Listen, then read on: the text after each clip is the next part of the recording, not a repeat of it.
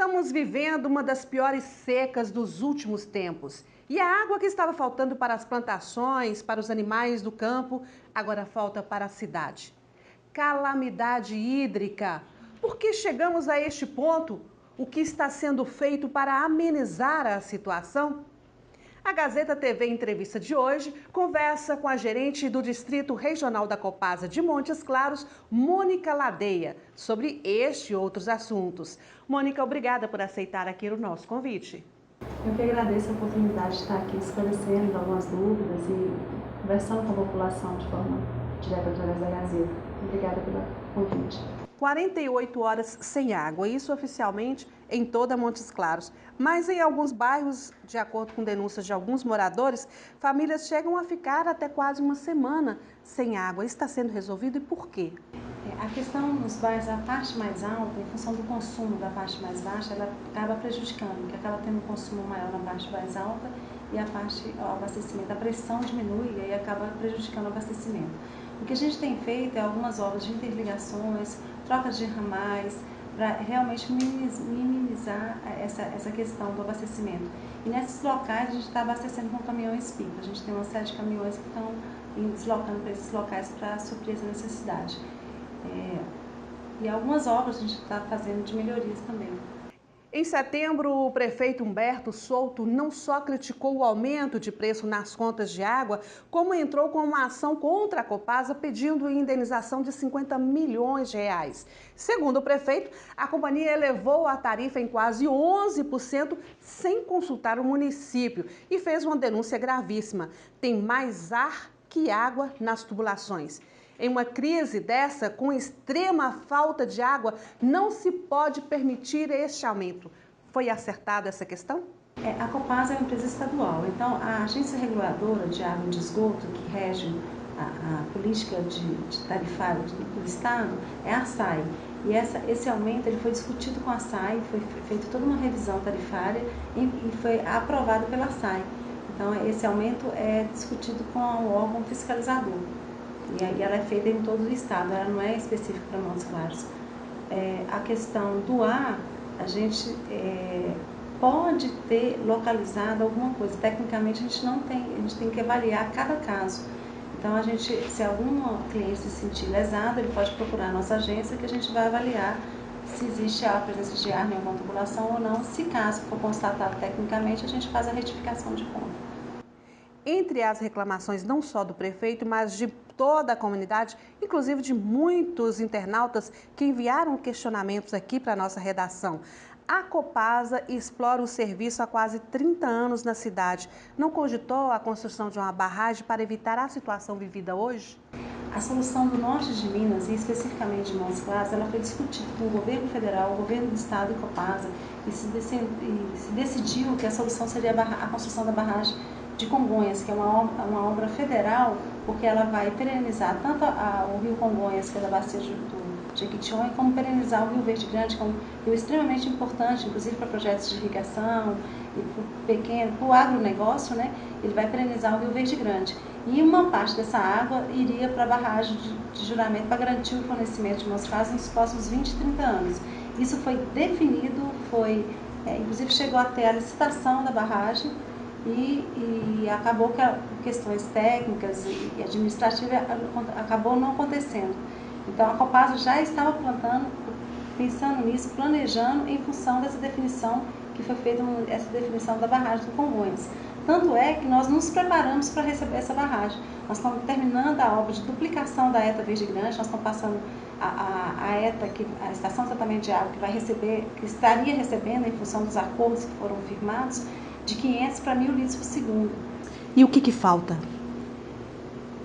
Eu acho que falta, a gente gostaria muito que houvesse a mobilização da população, do poder político, para que a gente consiga que essa barragem ela seja construída, que realmente ela é uma barragem extremamente importante como uma solução para o norte de Minas. Nós estamos passando por uma crise hídrica muito séria, boa parte dos rios do norte, importantes rios do norte de Minas estão secos, o Rio Juramento está seco, o Rio Mosquito está seco, o Rio Verde Grande está seco, a barragem do Gurutuba está numa situação mais crítica do que a nossa.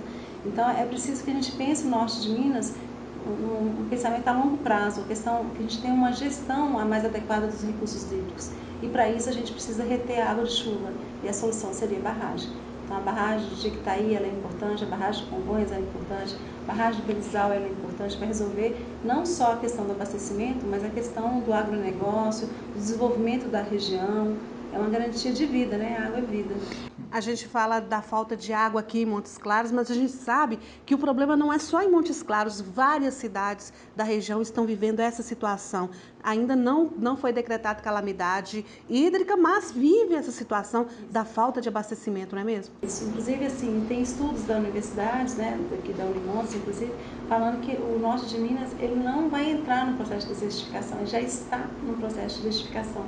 Nós estamos vendo nossas veredas sendo destruídas, né, o uso irracional do recurso hídrico tão importante, ainda não conseguimos fazer uma fiscalização adequada, um controle adequado, né, então é preciso repensar a gestão dos recursos hídricos no norte de Minas.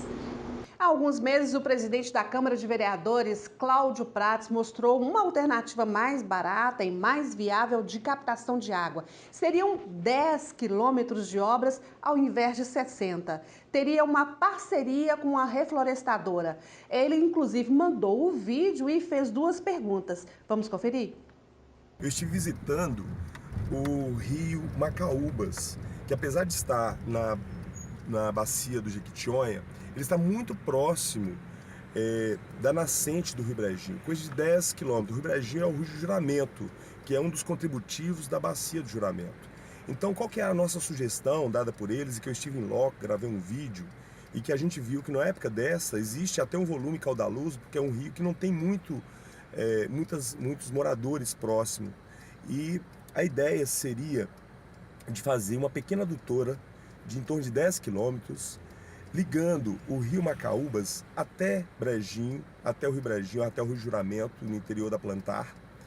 E a metade desta obra, que seria coisa de 5 quilômetros, seria arcada pela Plantar como uma compensação. Então, a nossa sugestão para a Copasa é por que não também buscar essa alternativa que foi apresentada, e qual que é a opinião da Copasa, se não seria possível fazer uma pequena adutora, que seria muito mais simples, mais rápido. Objetivo, perenizar o rio Brejinho, que é o Rio Juramento, aumentando a sua vazão, de forma que ele conseguiria chegar de forma mais volumosa a Juramento e, consequentemente, também a barragem de Juramento. Então, Mônica, o que você diria para o vereador Cláudio Prates? Estou achando ótima sugestão, nós vamos avaliar tecnicamente, tem que fazer um estudo mais aprofundado e vamos poder avaliar se vai ser viável ou não. Bom, uma juíza de Coração de Jesus, entendendo e atendendo à reclamação de prefeitos, produtores rurais e ambientalistas da região, concedeu a liminar suspendendo as obras de captação de água do rio Pacuí. Essa liminar foi revertida pelo Tribunal de Contas de Minas Gerais, né? E as obras continuam. Mas como fica a situação? Como é que está o acordo entre Copasa, políticos, produtores rurais, ambientalistas e as famílias daquela região? A Copasa, ela quando definiu esse estudo, essa obra para Pacuí, ela teve todo um estudo de mais de 20 anos de monitoramento. Então a gente tem convicção que essa escolha foi acertada e que não vai prejudicar os usos posteriores após a captação dos pequenos produtores, dos produtores da região. Foi feito todo um estudo, esse estudo foi validado pelo IGAM, falando que essa vazão que a gente vai captar, ela realmente é uma vazão que poderia ser captada. A questão também é lembrando que essa obra ela foi realizada para ser feita em 1 ano, que nós temos um período muito curto para resolver a questão de Montes Claros, e que essa obra provavelmente ela vai continuar, a adutora está sendo dimensionada para que ela possa receber água do São Francisco. Já está em estudo um projeto, né, que a gente vai captar provavelmente água em Biaí do São Francisco. Nós temos também uma pergunta do ambientalista Eduardo Gomes sobre a necessidade e obrigação de revitalização das bacias. Vamos conferir? Saber da Copasa, como cidadão, como ambientalista, quais os projetos de revitalização da região do Pacuí, a montante da captação. Porque a gente sabe o grau de degradação, de processos erosivos, de uso inadequado da água daquela região. Então a gente entende que seria viável se fazer essa revitalização da bacia para garantir exatamente essa água que ela pretende captar. Então, Mônica, o que a gente pode responder para o Eduardo?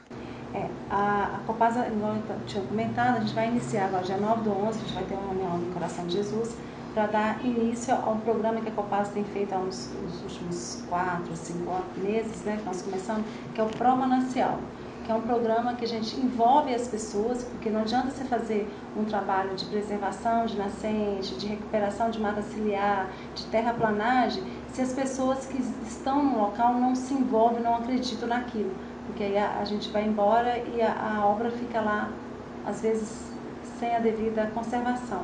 Então, a ideia do Pró-Manancial é que unia a Emater, Copasa, prefeituras, moradores, produtores rurais, para que a gente possa traçar um plano de ação para a bacia e que a gente possa colocar esse plano em ação e seja uma medida não a curto prazo, medida a curto, médio e longo prazo. Vamos voltar então a falar para a cidade, que pela primeira vez na história decretou calamidade hídrica.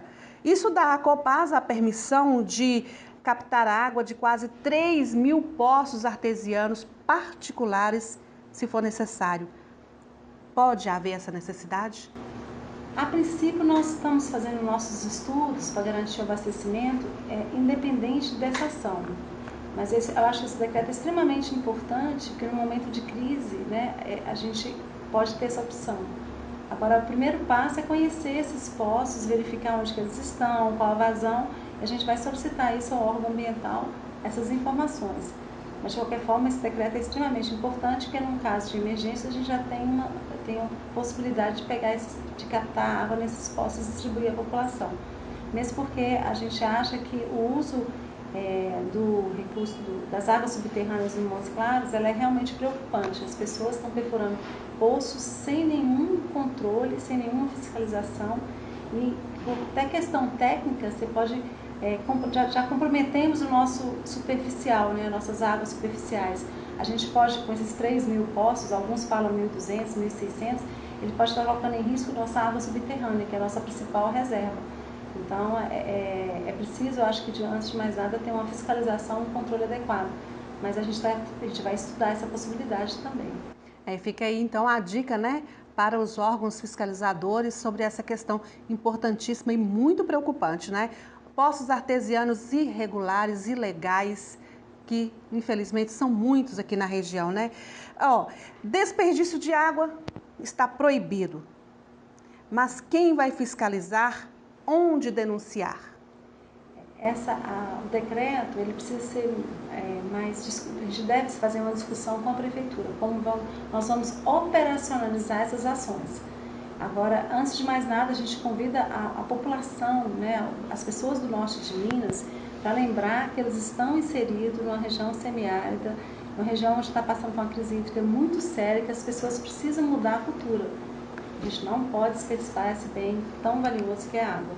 Parar com lavar passeio, lavar rua, lavar piscina, economizar ao máximo, reutilizar a água, que é um conceito, uma coisa fácil de ser feita na casa da gente. E se cada um fizer, quando você multiplica pelo número da população, você vai ver que a gente vai ter uma economia extremamente importante. Só para você ter ideia, quando começou o racionamento em outubro de 2015, a gente tinha uma previsão que a gente ia ter uma economia de água em função do rodízio de 25% a 30%. Essa economia nesses 2 anos foi de 7%. Quer dizer, continuamos consumindo muita água. O decreto já está valendo? Ainda acho que precisa de algumas questões legais ainda para ser resolvidas, mas ele pode ser utilizado. E já vai discutir então quem vai fiscalizar, porque não foi oficializado? Não, ainda quem vai não, fiscalizar, onde denunciar, ainda faltam essas questões. Essa é a operacionalização do decreto, que a gente vai fazer junto com a prefeitura. Você falou isso sobre a população que não economiza água ainda, né? Um vereador de Montes Claros sugeriu que a Copasa fizesse um incentivo de economia de água. Qual seria essa sugestão dele? Dar desconto para quem usar menos água. É possível isso? Isso poderia ajudar? Eu acho que é possível e seria muito interessante. Só que nesse momento existe esse estudo, ele vai tomar um tempo maior e talvez tenha que juntar com o jurídico da Copasa. É uma questão que pode ser repensada, mas para esse momento eu acho que ainda não. Mas São Paulo fez isso, fez essa questão, a energia elétrica também teve super tarifação para quem consome muito, né? Então pode se pensar, mas eu acho que de imediato talvez precise de um tempo melhor para fazer isso tudo. Mas há a possibilidade disso acontecer. Porque quando mexe no bolso, o pessoal ajuda Isso, mais, né? com certeza. E é uma solução interessante de ser estudada. Mônica, assim como toda a população do norte de Minas, a Copasa espera chuva, né? A empresa deve estar atenta ao serviço de meteorologia. Está otimista? A princípio, existia um entusiasmo maior para que o ano fosse um ano melhor, mas os últimos previsões falam que vai continuar o ano hidrológico, né? Vai continuar, as chuvas vão estar um pouco abaixo da média, mas melhores que os anos anteriores. Então a gente está otimista porque vai ser melhor do que os anos anteriores. Mas a situação vai continuar grave. Vai continuar, mesmo porque a nossa barragem ela precisa de um volume muito grande de chuva para que ela possa recuperar. Então, provavelmente a gente vai continuar com o rodízio. Se a gente tiver um período de chuva que possa recuperar um pouco da água da barragem, a gente pode voltar àquele período de rodízio anterior, que dia sim, de 24 dia não, horas. De 24 horas. Mas a ideia é que a gente continue com o rodízio para que a gente possa garantir a água um período maior. Então, sem previsão. Até que a barragem, a obra do Pacuí entre, que a previsão é agosto de 2018. Mas enquanto isso, a Copasa tem feito algumas ações de perfuração, operacionalização de poço. Provavelmente a gente vai fazer uma captação sazonal do Rio Verde Grande agora quando começar as chuvas. Então a gente tem feito outras ações para garantir que as pessoas recebam água e água de qualidade. A concessão do serviço de água e esgoto feito pela Copasa vai continuar? Houve acordo com a Prefeitura? Nós estamos em uma negociação com a Prefeitura e acreditamos que nós vamos continuar com a concessão. E qual o recado que você dá, mais uma vez, para os internautas, para as pessoas que estão acompanhando essa entrevista, Mônica? Eu acho que a questão do cidadão, eu acho que principalmente no momento de crise, a gente tem que ser criativo, tem que ser consciente e tem que principalmente usar de forma racional esse recurso que é tão importante para a vida, que é a água. Então, ao desperdiçar a água, que a gente pense duas vezes, né, que a gente pode comprometer o abastecimento de outras pessoas, né, aquela pessoal da parte alta, e também comprometer o próprio abastecimento de umas classes, né, que vamos fazer uma ação para que as pessoas possam usar de forma racional e consciente a água. Mônica, a Gazeta TV agradece a sua participação aqui. Muito obrigada e sucesso lá no seu trabalho. E que venha chuva, né? Se Deus quiser. Nós que agradecemos a oportunidade de estar falando aqui com vocês e com a população de Montes Claros. E a Gazeta TV fica por aqui. Até a próxima!